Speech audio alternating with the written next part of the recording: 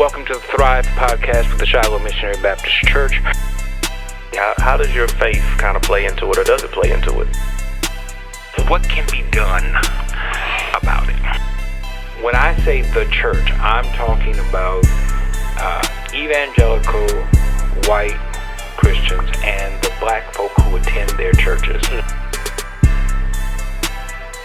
Hello, welcome to the Thrive podcast with the Shiloh Missionary Baptist Church. I'm Fred Jeff Smith, pastor of Shiloh, and I'm very happy that you chose to either view this on YouTube or listen to us on iTunes or Spotify. We always want to hear from you. Let us know how we're doing.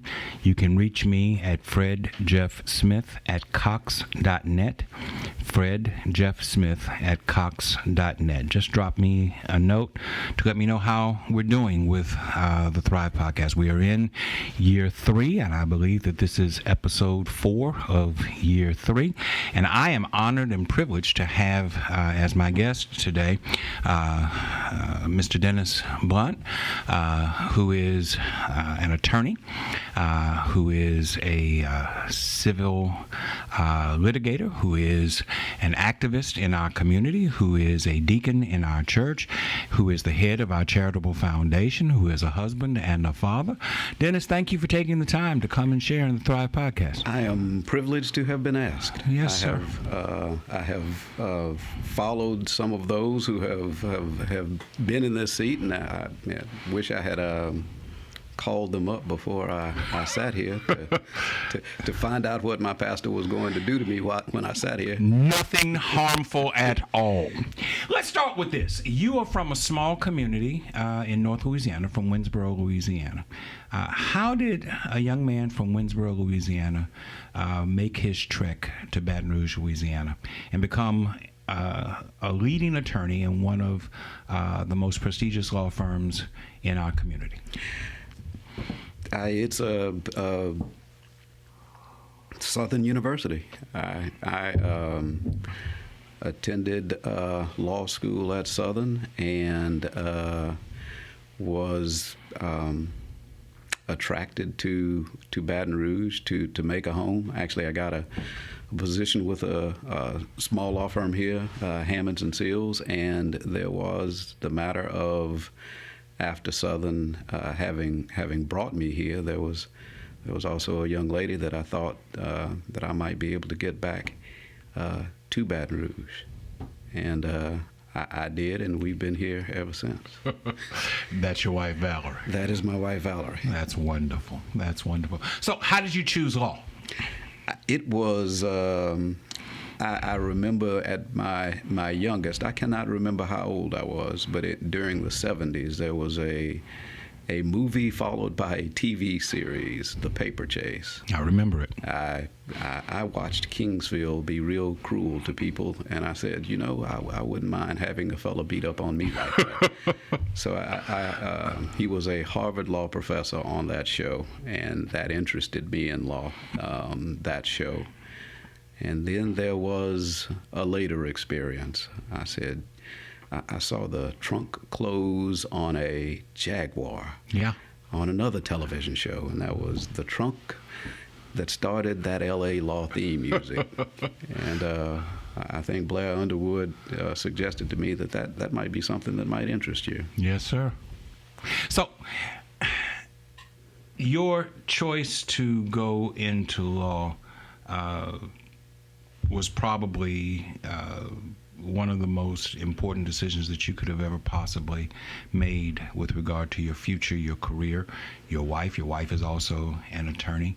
You all are the parents of 2 wonderful children. What is it like to practice law? You practice law at a very large law firm with offices all over the country and literally all over the world. But you practice law in Baton Rouge, Louisiana, which is a relatively small community. It's a small market, yes.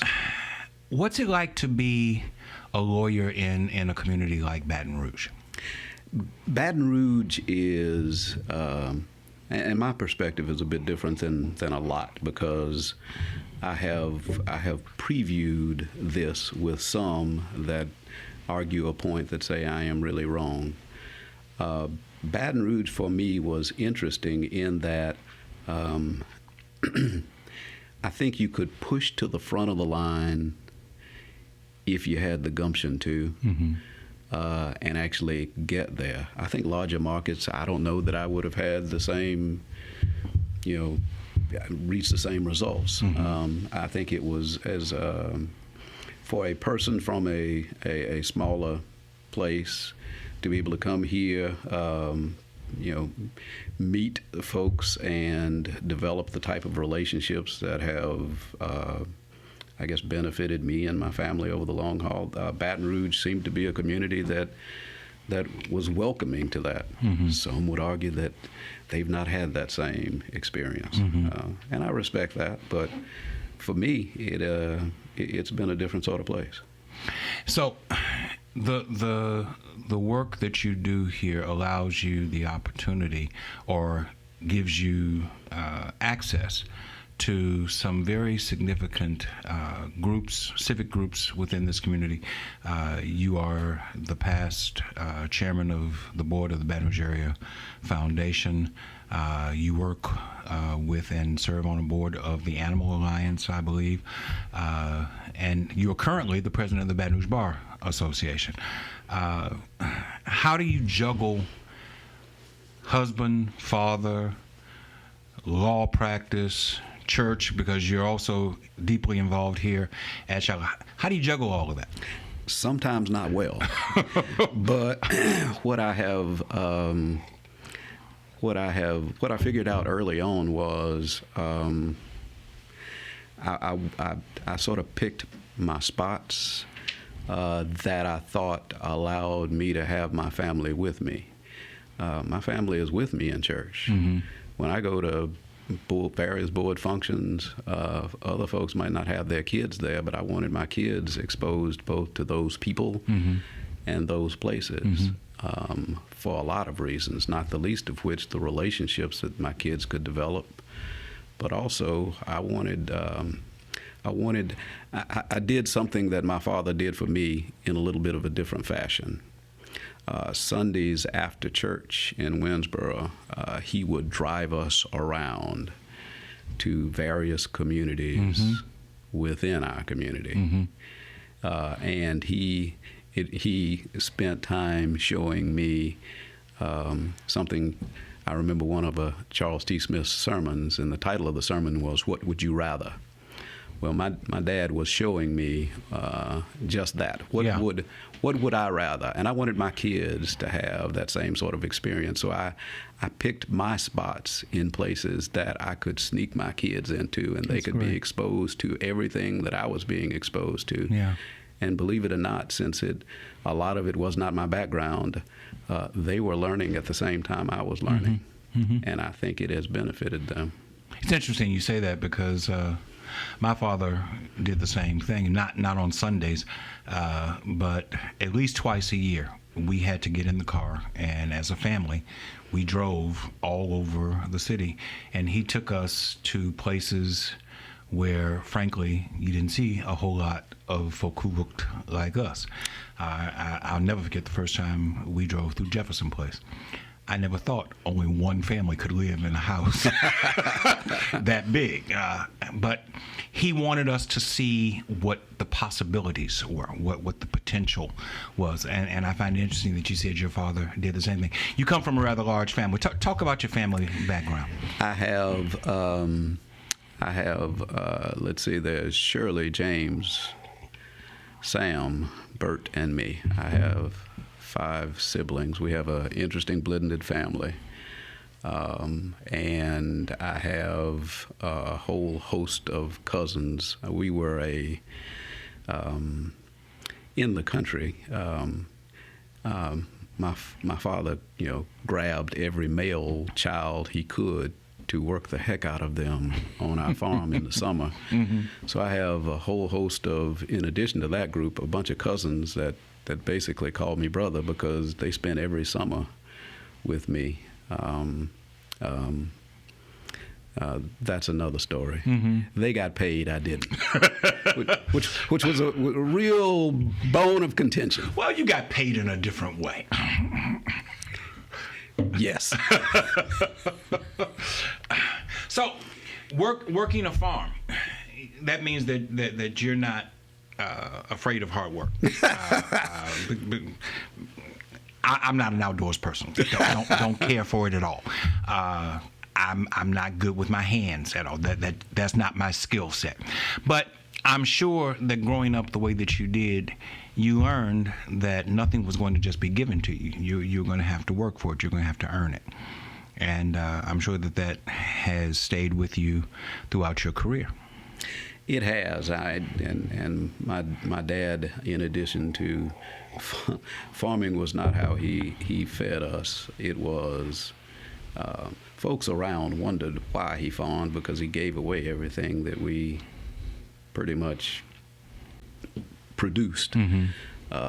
He was an educator. He was a principal.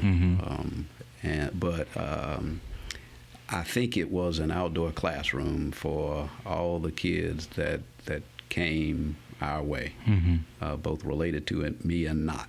He and everything was a lesson. As an example, when I voiced concern over, loudly voiced concern over whether I got paid or not, as an example that immediately comes to mind, he let me go to work for an uncle who owned a business, and I quickly returned to. My uncle did plumbing and electrical work, and I cleaned a grease trap or two, and I came home and I smelled like I didn't want to smell, so I think I'd go home and farm for this. I got you. I understand. But it was real work. It was hard. Yeah. You are currently the president of the Baton Rouge Bar Association. I'm assuming that the Baton Rouge Bar Association is a subset of the Louisiana State Bar Association, which is a subset of the American Bar Association. What is the actual work of the Bar Association with regard to attorneys and then with regard to the larger community?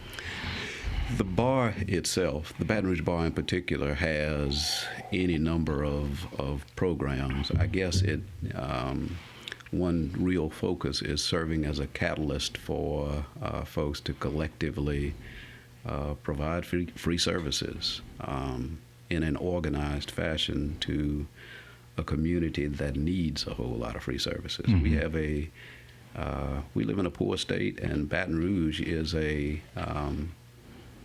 every so often you see an article written about the gulf between those that have in Baton Rouge and those that do not. Right. So there's a lot of need for pro bono services. There's a lot of need for other types of things that are uniquely provided by lawyers.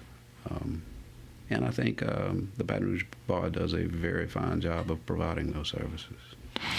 Historically, within law, there was a racial divide that existed where you had the American Bar Association, which was predominantly and at one time perhaps totally white, and the National Bar Association, which was predominantly or perhaps totally black. Still today, there is a National Bar Association and an American Bar Association. Can you help us to understand the difference in the scope of work between the two?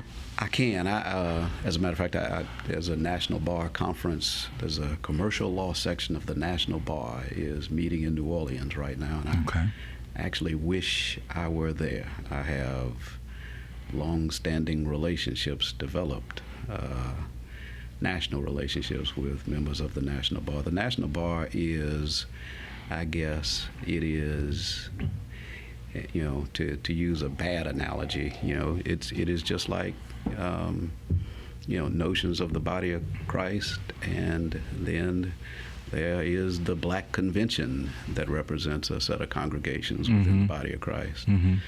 The National Bar is and has been and will be sort of the vanguard for all that needs to happen for folks of color. Now, it's interesting you mentioned that, because when I started practicing law, I did start practicing in a majority law firm, and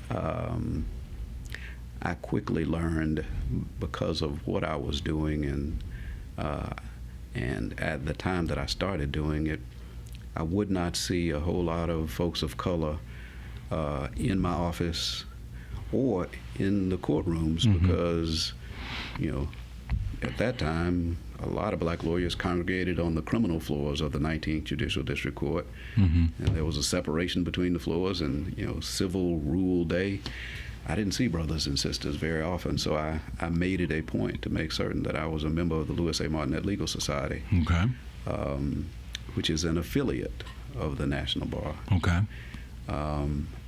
Why? I wanted to make certain that a couple of things. One was, I had no illusions that I would be in that setting for the entirety of my career. In fact, most of the black lawyers that I practiced with figured I had a 5-year run tops, and told me so. They put that out there. Yeah, they told me, I give you 5 years. Wow. And I wanted to make certain I had a home to go to. Sure. In addition to that, I wanted to make certain also that I gave other folks exposure to the things that I was being exposed to.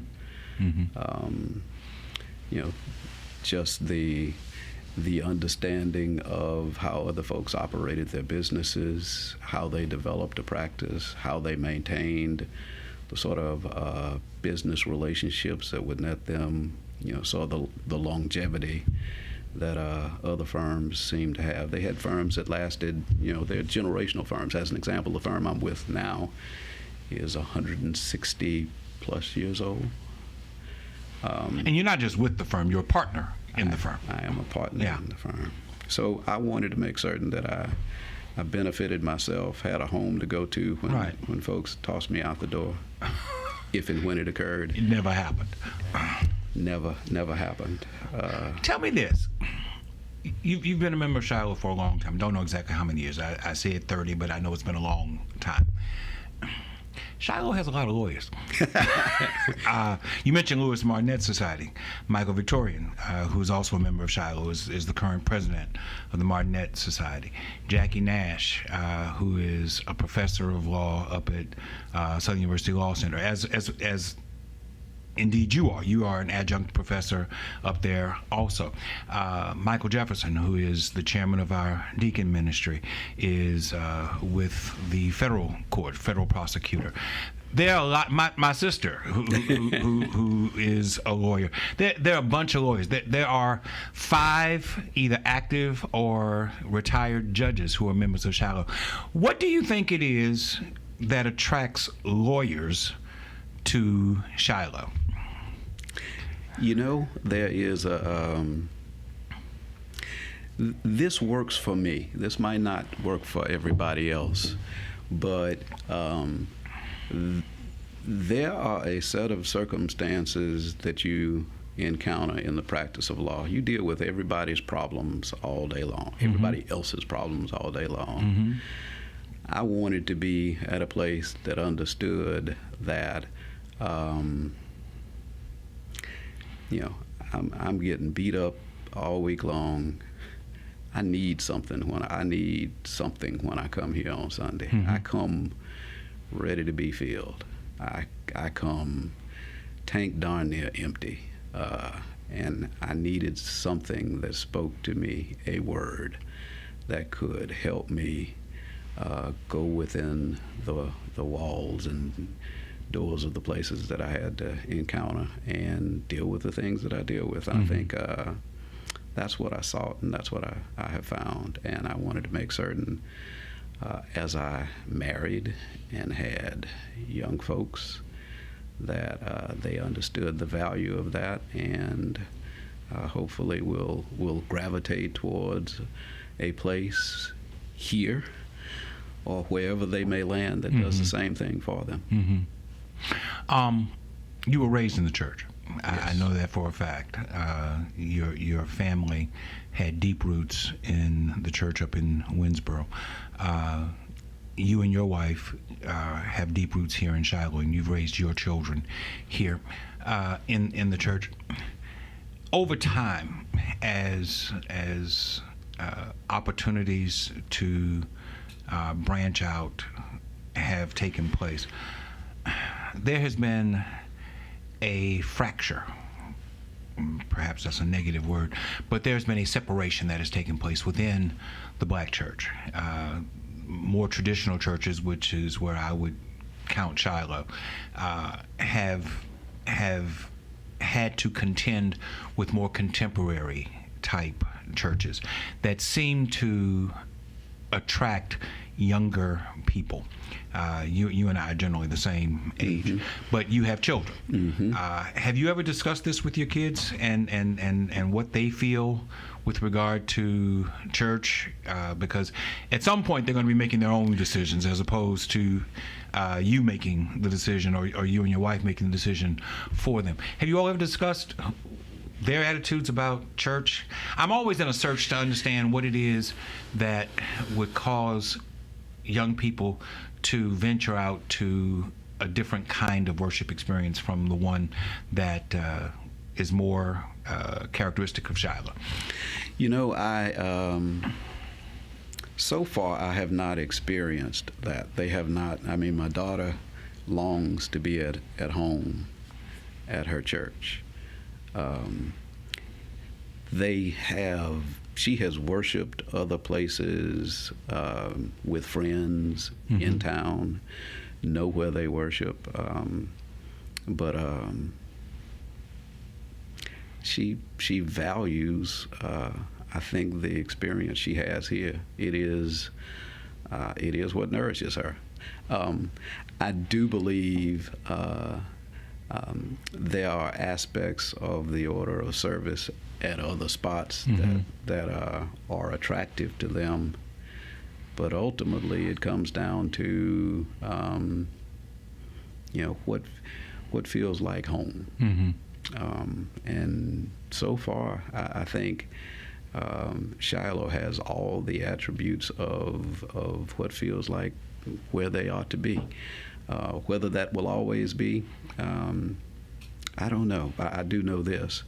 You know, there's aspects of music ministry. Right. There are aspects of teaching. There are things that they see on TV, and so far it's been that's interesting. Let's incorporate that at Shiloh. Yeah. I was like, oh, okay. Like, rather than leaving, it's like, why leave when I got, I have the chance of losing that I enjoy. Why not add another layer to what I have rather than, of course, I do remember there's also another sermon, I think. Your father preached about wherever you go, you'll find yourself there. So, do you remember that? I don't know if you've ever heard that one. I don't remember.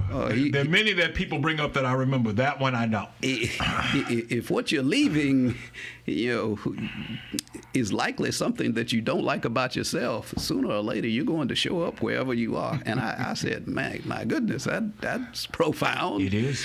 You just you're carrying that baggage with you. Yeah. Was his point. Yeah. And so a lot of folks that I'm fairly certain as they drift from spot to spot, they end up leaving right about the time that they show up. Yeah. Well, I'm going to steal that sermon somewhere down the line. I wish I had the text, but I don't. Yeah, that is deep. That is deep. As I said, you serve as an adjunct professor at Southern University Law Center, where you received your law degree, one of your 2 law degrees. What's it like teaching in the classroom? I have so much fun, and I think the folks that I had a bar meeting yesterday. I had a Baton Rouge bar luncheon. Okay. I had any number of former students. One in particular came up and he teases me to no end. He teases me to no end. We have fun together. There's now a '03 to 2020 is a long time to do that. Yeah. And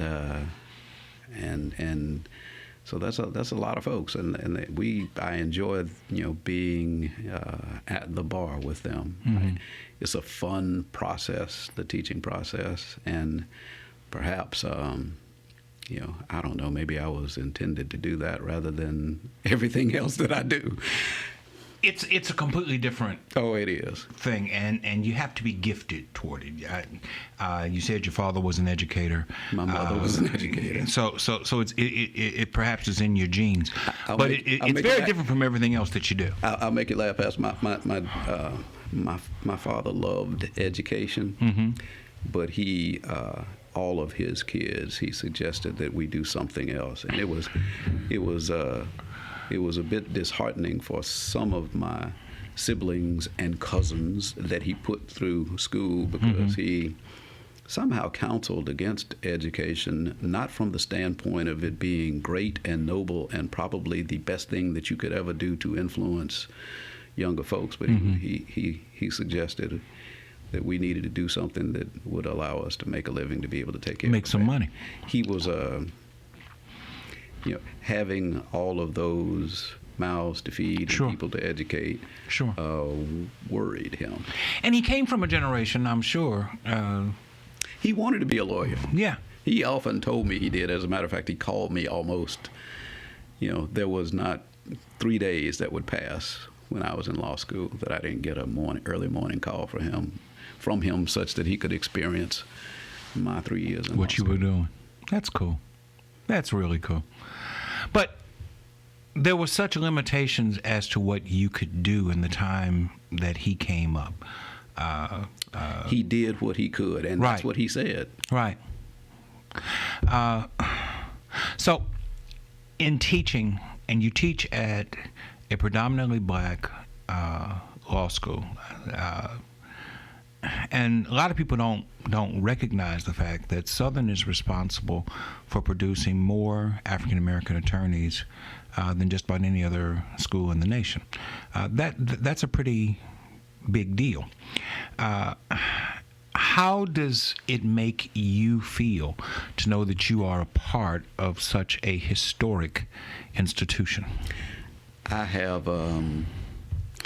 There were in my program at Emory. It was a litigation program. It was interesting. There was one Southern grad there and one Howard grad there, and we pretty much, the way that our classes were structured, all of our finals were trials, and we were just so happened to be the black trial team. Okay. But we competed against folks that had received their JDs from Michigan, Stanford, Duke, Emory, and we were literally ranked. There were only, I think, maybe 12 of us in the program that year, or 15, 18. It was less than 20. So, it was, top to bottom, you knew where you ranked. We Right. typically were 1 or 2 in every class. That's excellent. It was a point of pride for both the Southern grad and the Howard grad that we weren't going to let those folks, regardless of where they received their JD, beat us. Right. You're impacting people's minds and people's futures in the classroom, preparing them to launch out and to do what we hope will be great and tremendous things. Is there a particular student that you had that comes to mind who has, over the 17 years that you have taught, that has made you particularly proud? That is, I hate, boy, I shouldn't answer that question. all I will say is, of the folks that I have taught, there's several that I wish that I could have hired. There is one that I did hire, and he happens to attend church at Shiloh Missionary Baptist Church. Okay, well then I know who that is. I know who that is. He's a bad boy. Well, that's good. That's good. Michael Victorian is a tremendously talented young man. Yeah. Well, I tend to agree with you on that. I'll throw it out there. Let's turn the page a little bit. You have served as the chairman of the board of B.R.A.F. Foundation. I don't think that I've made it a secret that I have some concerns about some of the things that have taken place with B.R.A.F. Foundation. B.R.A.F. Foundation has tremendous financial assets at their disposal, and they have tremendous influence in the direction that this city moves. And yet I get frustrated, I get irritated at some of the things that the B.R.A.F. Foundation will focus on and other things that seem to be left hanging in the wind. Most recent thing, I don't have a problem with spending money to fix up City Park Lakes, but you're going to spend $50 million to fix up City Park Lakes, and there are people who are homeless in this community, and we don't have the same motivation to do things like that. I'm not trying to put you on the spot. I'm only asking you, what goes on in the decision-making process? It's not an unfair question. It's a fair point, but B.R.A.F. is a donor services organization. That is a title that has a meaning. It is by donor services, the folks that give the money, it serves the folks that give the money. People, when they put their money into Shiloh, have in their mind a set of services that Shiloh will provide. Yes. And, it is both, we provide a sea of safety net opportunities for folks. We pay a whole lot of energy bills and water bills and try to keep folks in their houses. Yes. Those are the expectations that people have when we put our money where we put our money. If a donor at B.R.A.F. says, I have a fund here and I see a need here, I think we ought to, channel our resources and tackle this need. And as a matter of fact, I'll take 10% of my fund and put it towards that. And I invite other folks with funds to put 10% of their money, and let's make this happen. So B.R.A.F., a focus of its own, does it have it? Yes, it is, generational, needs in a community. It has a deep interest there. Does it have a set of donors that have in their mind tackling that issue? Yes. But does it not have a set of donors that have in their mind putting their resources towards what they believe will be something that attracts young folks that'll come here, bring their families here, create additional opportunities here with the sort of lifestyle opportunities that come from having, the premier outdoor resource in the region? Yeah, they have a set of donors that want to put their money towards that. And do I knock those folks that see that as being what they would like to do with their money? Whether I did or not, guess what? It's their money. Yeah. So you really can't. But what you're suggesting is there's an advocacy aspect to this, that people pour their money into B.R.A.F. with the expectation that like-minded people will agree with them that certain projects should be funded, should be supported. So then, how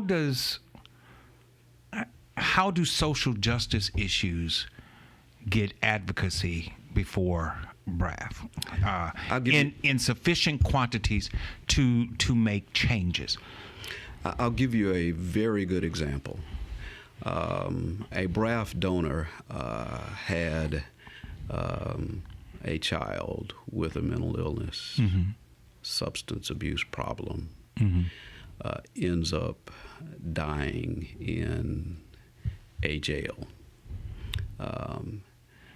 Not because of criminal activity, but because of, substance abuse Mm-hmm. issues. Mm-hmm. Out of that comes an interest of that donor in Bridge Center. Yeah. in producing something that changes that paradigm. Yeah. Is that a B.R.A.F. project? Yes. Was it donor focused? Yes. Yeah. That donor put up money. Other donors joined in that effort. 2-3 years later, you have Bridge Center. Right. What B.R.A.F.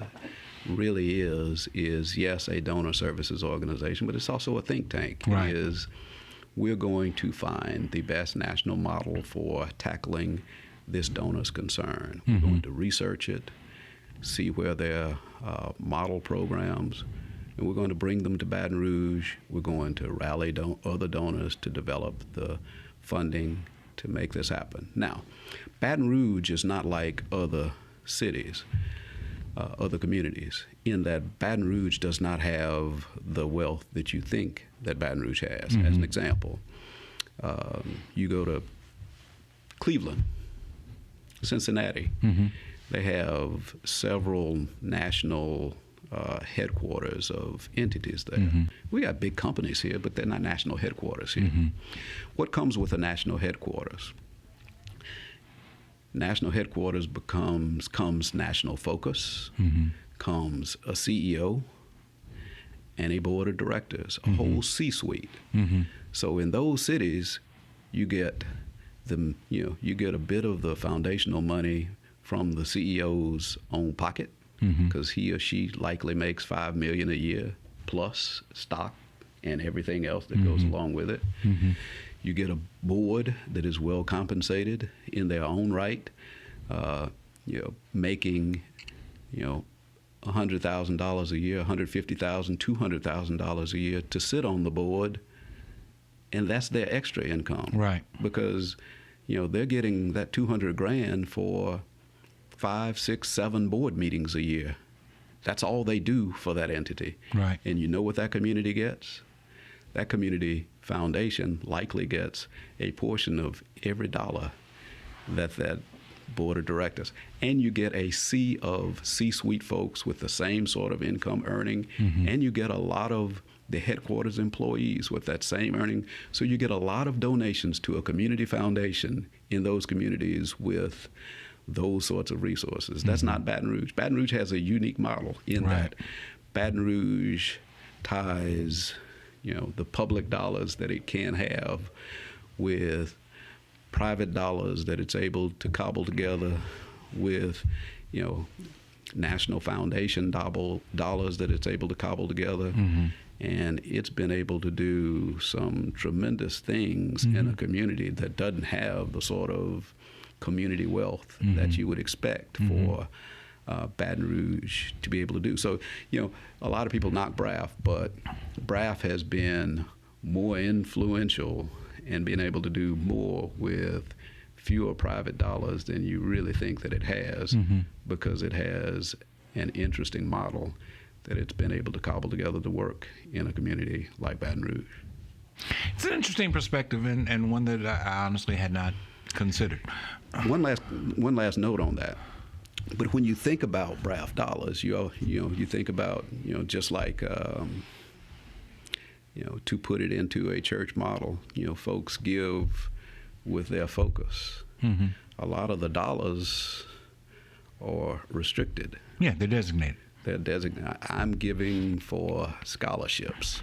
I'm giving for this type of need. That is, so if you look at what is unrestricted and what you could, if there is a focus on something that no donor has suggested is their burning desire, there's not a whole lot carved out that you can just plow into a circumstance. So does B.R.A.F. take the position of being an advocate among the donors or within the donors to suggest that perhaps this is a project that you should undertake or a group of you should undertake? Is it conceivable that B.R.A.F. could look at homelessness or panhandling? Recently, a couple months back, Baton Rouge Business Report did an article on panhandling, and the Downtown Business Association, whatever name they have, were concerned that panhandlers were running business away from there, and they were looking at ways to move the panhandlers, not stop panhandling by getting people training and jobs, but move the which means that what you want to do is shift them away from downtown and move them someplace else where they're not bothering us. Is it conceivable that within B.R.A.F. there could be advocacy for training so that panhandlers could receive job skills so that they no longer have to panhandle? Yes, and it is, and part of the scope of work of B.R.A.F. is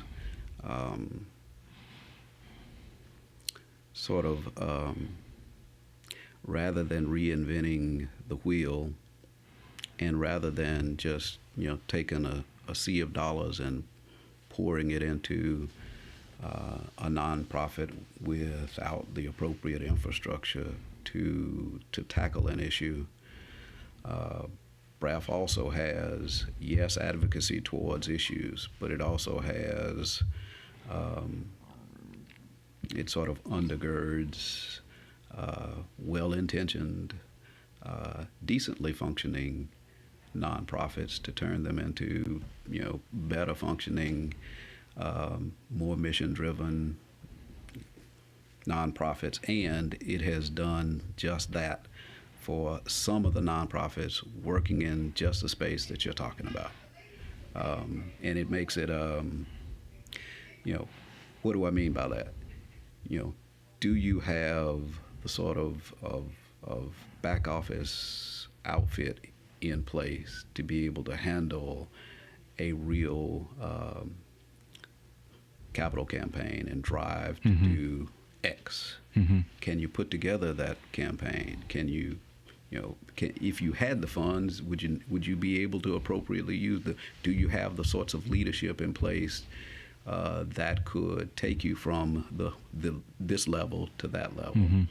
Those are the sorts of trainings that the B.R.A.F. staff convenes groups that work in that space, funds groups that work in that space, supports by providing, any number of, national search opportunities to provide folks to head entities.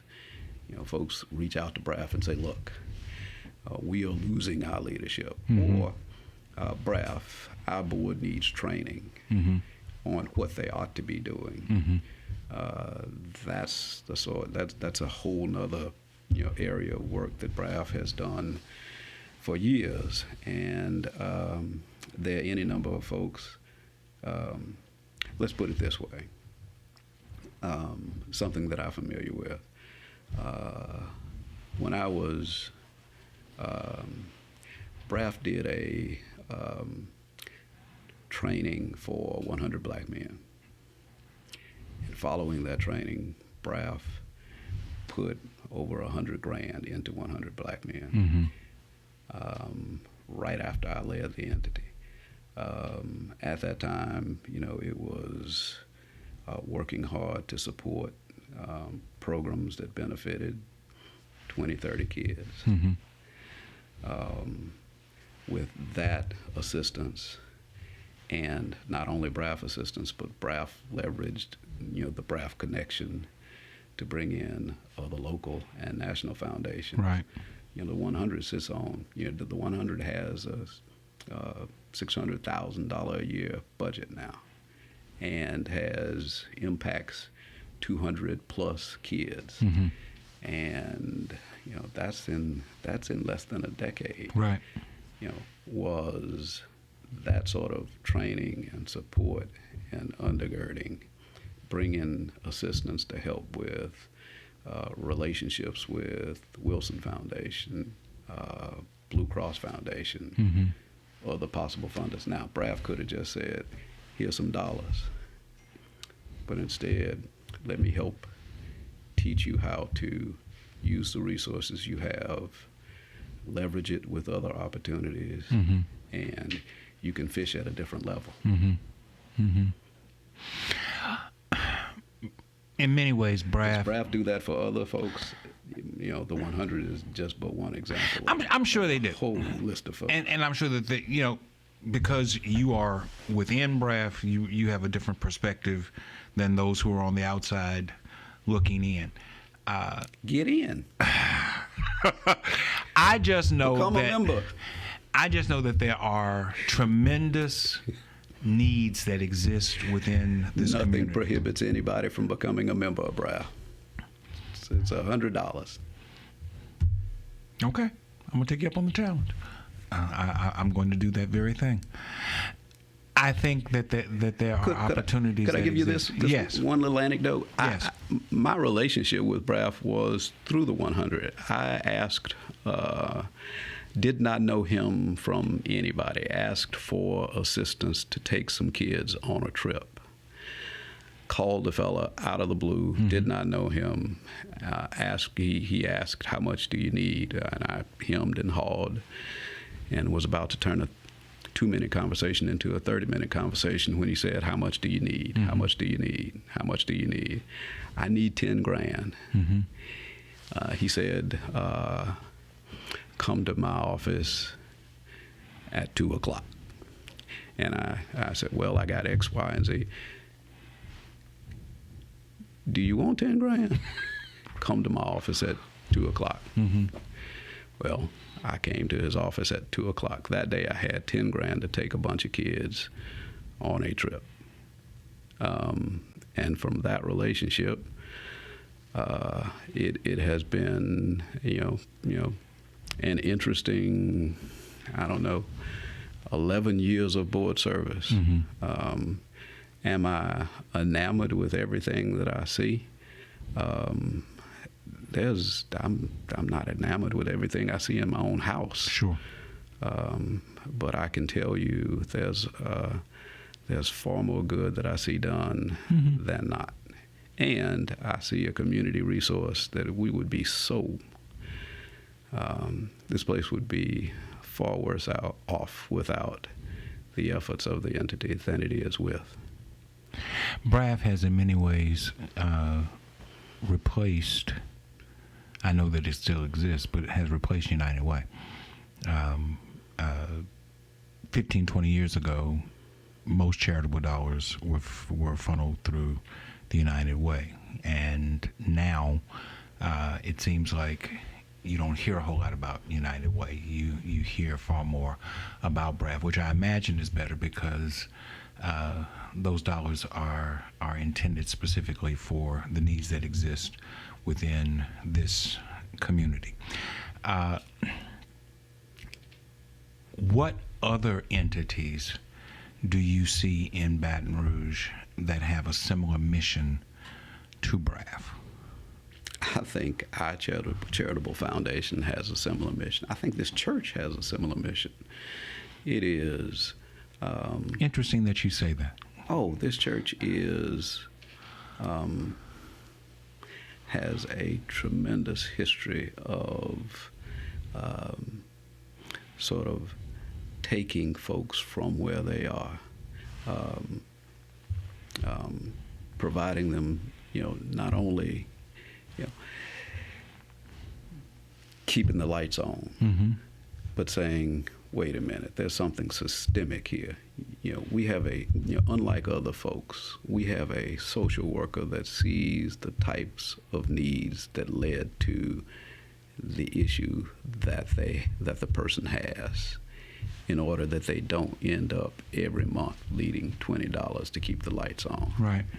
That's all, at its core, B.R.A.F is trying to do.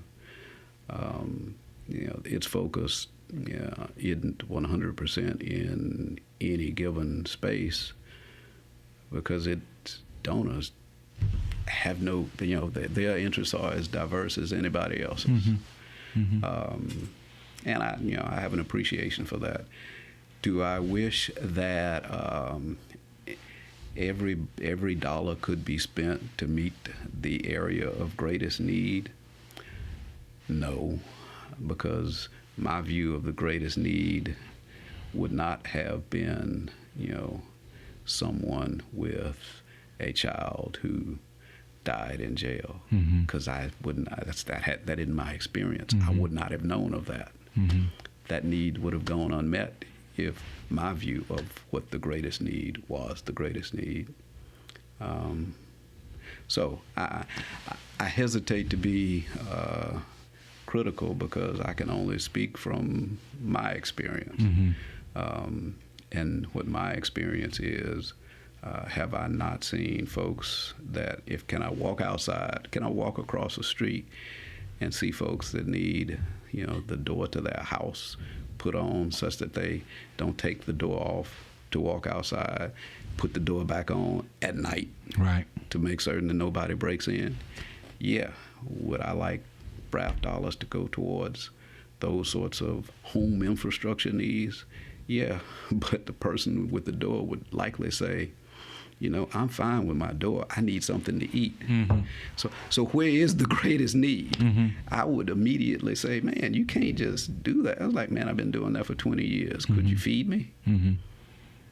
There is plenty of need. Let's just, wherever we are, whatever space we serve, wherever we, view as our mission, let's best serve that mission.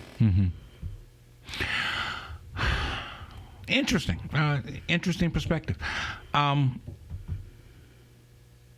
You serve as chairman of the board of our charitable foundation, which you just likened on a smaller scale to B.R.A.F. Tell me what it is that attracted you to the charitable foundation. I thought it unique within black churches to have something that could be akin to, if you look at Catholic services, a charitable arm of the Catholic faith,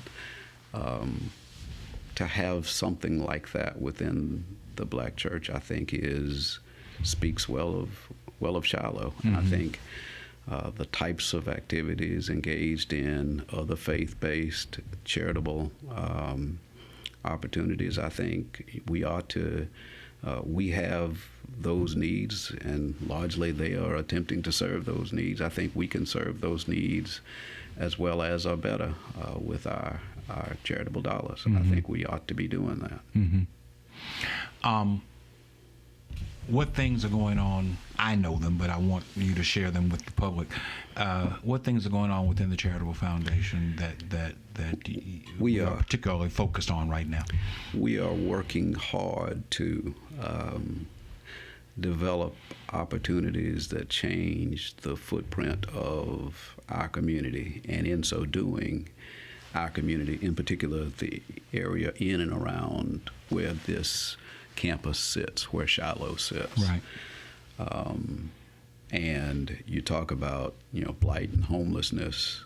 We're trying to put some housing and some businesses and some opportunities for kids to learn right in this footprint, such that it does a couple of things, several things. One of which is we're looking at some senior living. We're looking at some, living for that is affordable in this community, and making certain that as the price of living here rises, that there is affordable housing very close by, such that the folks that want to walk to Shiloh can live in this community and continue to walk to Shiloh. Looking at business opportunities that provide a revenue stream to pour back into the foundation to do even more good. Giving away money is great, but doesn't happen as if the coffers are dry, and it is hard to imagine, just continuing to churn away and churn away and churn away until finally you have nothing left to give. Right. If you got to fill the bucket. Right. And looking for non-traditional ways of filling the bucket, I think, and passive opportunities for filling the bucket. I was talking to a fellow today about a real estate opportunity for a nonprofit, and he said, using a different model, he said, what you need to do is, do as some other businesses do, and you own the chiller in a development. You have a retail development. You own the plant that powers everything, and it's just like any other utility. Everybody that rents there has to pay for the utilities. Yeah. In order to keep the lights on, in order to keep hot water, you pay me. Right. And that is a source of revenue for that real estate owner that will never die as long as he has a tenant in it on his facility. That was the whole backbone behind Perkins Row. That is a tremendous example of a real opportunity to leverage something for a nonprofit. You got a plot of land, own the thing that makes it go. Right. And that's a revenue stream that you can plow into your programs.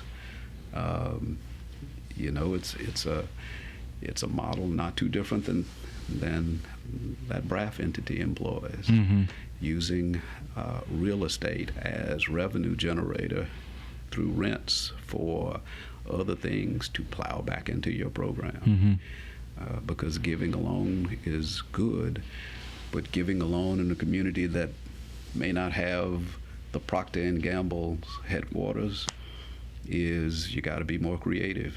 And having a real estate development with rents coming in is a good way to have a revenue stream that allows you to keep giving. We're about to wrap up. You have a son and a daughter. Daughter's in college. Son is about to graduate from high school, I believe. Do you have aspirations for your children to settle down in the Baton Rouge area? As you survey Baton Rouge, as you survey the community, you are intimately involved in various aspects of the community. Is this a place where you would like to see your children? I know that the choice is theirs. Oh, yes. But as someone who's involved in this city, is this a place where you would like to see your children reside? I have. I have and hope to continue to put things in place that, whether it be working for someone else or working for what their family has, they have opportunities to be right here. As a unit, I think we enjoy more than anything else in the world being around each other. And I don't know a whole lot of families say that. I know my son is at his happiest when the four of us are together, which is just a hilarious thing. It's like as much as he teases his father to no end, he is at his best when his sister and his mother and his father are together. So would I enjoy it to be able to see them here? Do I think that Baton Rouge offers the sorts of opportunities that I would like for them to have? They're here. And unlike in some other places, you got to be a bit more creative to find them. My career path has not been a straight line to anywhere. I've had to, sidestep, duck, go under, go through, knock down. Would it have been perhaps a straighter line someplace else? Yeah. But is there opportunity here for them to thrive? Interesting word, thrive. Yeah. There's opportunity here. Do they see it? I don't know. Will they ultimately be here? I don't know. But I do know after my mother and father died, my daughter had an interest in attending college. She had opportunities, some of everywhere. Mm-hmm. But after my mother and father died, she's like, being close to family is not a bad thing. Being close to home is not a bad thing. I think I'll go to Tulane. I was like, where'd that come from? Yeah. But I think it was it's an interesting sort of notion that the loss of my folks made her decide that being in New Orleans and close was what she wanted to do. Mm-hmm. Because she enjoys the opportunity to run on home, and she enjoys the fact that I might show up unannounced. I can't close without talking about this. You're a Cowboys fan. I love the Cowboys. A lifelong Cowboys fan. You're one of the few people around here who I can get along with because we're both Cowboys fans. What do you think is going to happen with Dak Prescott? Do you think that we're going to sign him and keep him? Or the rumor mill has suggested that perhaps Tom Brady would be available to Dallas, and I don't know if I want a 42-year-old quarterback to lead my team. I have I think the game, in my humble opinion, has passed Tom Brady by. Couldn't agree with you more. The sort of success he had as a pocket passer, the sort of numbers that he generated in years past. I could be wrong. He could prove me wrong with the season that he has next season if he chooses to sign another contract with the Patriots or someplace else. Yeah. But the day of that, I think, have ended. The game has moved on. The TV, opportunities. Folks want to see a quarterback who actually has some athleticism about it. I don't see that in a Brady. Do I see that in Dak? Dak can make it happen. Not as mobile as I would like, but I he was pretty mobile at Mississippi State. He gave LSU fits. Yeah, and I think that they have constricted him in Dallas, and they're trying to create a pocket passer, make a pocket passer out of him. But I get worried as the days go by that he's not signed to a long-term deal. I don't understand it either. I think he ought to be, quote unquote. Does he deserve, a big contract? Mm-hmm. He is in a tough market. He is. I mean, it is hard for folks to. It's New York, Dallas. Even though Dallas is not the world's largest media market, it is a place where it's hard to play football. What is Dallas? And he has done well. Dallas is the sixth largest city in the country, something like that. It's not a pretty large market, yeah. But it's not L.A. It's not. It is not New York. Yeah. But I can tell you this, and it is not as far as the. It's not where all of your CBS, NBC call their home. Yeah.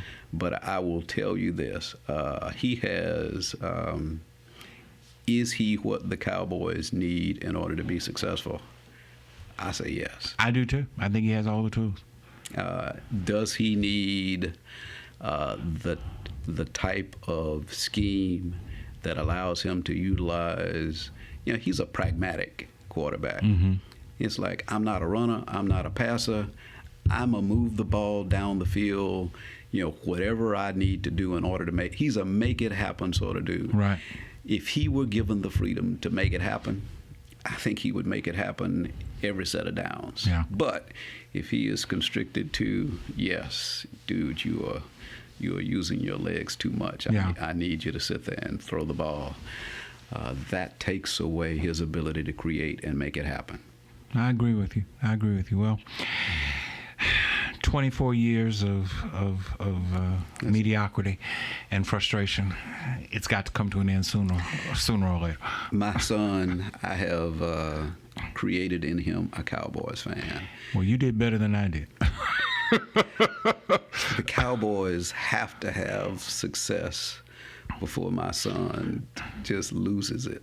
And I was like, they have not had success during his lifetime. Yeah. So I'm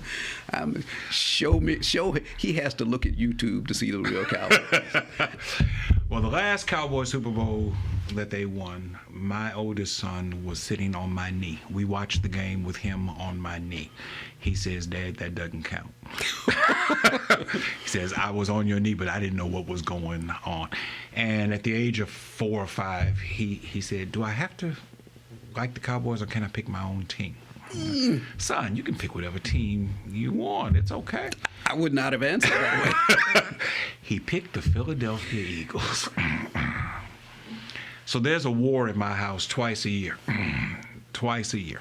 But can I give you one more? And we've not talked about this. I don't know that we've ever talked about this, but my daughter has as her dream job to be a Division I college football coach. Really? No, we have not talked about that. And what does that come from? Years of watching football on my lap.